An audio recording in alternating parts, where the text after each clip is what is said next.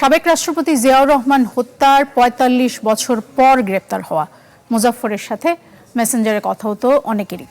সন্দেহজনক তালিকায় ছিলেন রাষ্ট্রের শীর্ষ ব্যক্তি থেকে সেনা কর্মকর্তাও।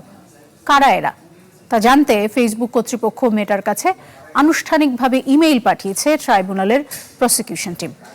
চিফ প্রসিকিউটর বলছেন, মুজাফফরের বিরুদ্ধে তদন্ত চলছে জোরেশোরে। সাবেক রাষ্ট্রপতি জিয়াউর রহমান হত্যাকাণ্ডে জড়িত থাকার অভিযোগে ৪৫ বছর পর পলাতক মোজাফফর হোসেনকে গত ১৫ জুলাই রাতে রাজধানীর বনানীর একটি বাসা থেকে গ্রেপ্তার করা হয়। ৭৭ বয়সী মোজাফফরকে পরদিন ঢাকা সেনানিবাসের মিলিটারি পুলিশের কাছে হস্তান্তর করা হয়। ২৩ জুলাই তাকে মানবতাবিরোধী অপরাধের মামলায় গ্রেপ্তার দেখিয়ে জিজ্ঞাসাবাদের অনুমতি দেয় ট্রাইব্যুনাল। মোজাফফরের গ্রেপ্তারের পর প্রায় ২২ দিন হতে চলল। প্রসিকিউশন জানিয়েছে, তার সাথে বেশ কয়েকটি সন্দেহজনক ফেসবুক ব্যবহারকারীর কথা হতো। এসব আইডি কার? মেটার কাছে আনুষ্ঠানিকভাবে এর তথ্য চেয়েছে আন্তর্জাতিক অপরাধ ট্রাইব্যুনালের প্রসিকিউশন টিম।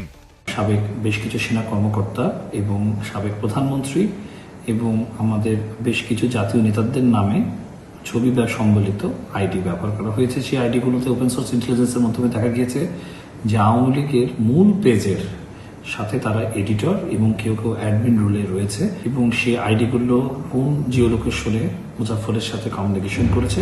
মেটা সেই তথ্যগুলো আমাদেরকে দিলে পরে আমরা এই যে পিছনকার যে ইলেকট্রনিক যোগাযোগের ব্যবস্থা সেটা আমরা উদ্ঘাটন করতে পারব। নগদ নিয়ে এলো হার না মানা হার অফার। সর্বনিম্ন ১০,০০০ টাকা রেমিটেন্স নগদে পাঠালে থাকছে স্বর্ণের হার জেতার সুযোগ। প্রসিকিউটর জানান, ৫ আগস্টের পর মোজাফফরের পুরোপুরি সক্রিয় হওয়ার প্রমাণও মিলেছে। ওনার একটা ইমেল অ্যাড্রেস আছে, যে ইমেল অ্যাড্রেসের সাথে আমরা 4টা গুরুত্বপূর্ণ ডিভাইসের লগইন হিস্ট্রি জানতে পেরেছি আইনসম্মত উপায়।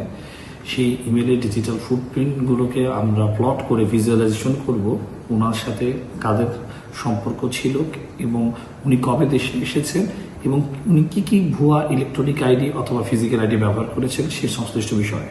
তবে চিফ প্রসিকিউটর জানালেন, তারা এখনও জিজ্ঞাসাবাদ করেননি মুজাফফরকে। তার বিরুদ্ধে তদন্ত চলছে জোরে সোরে।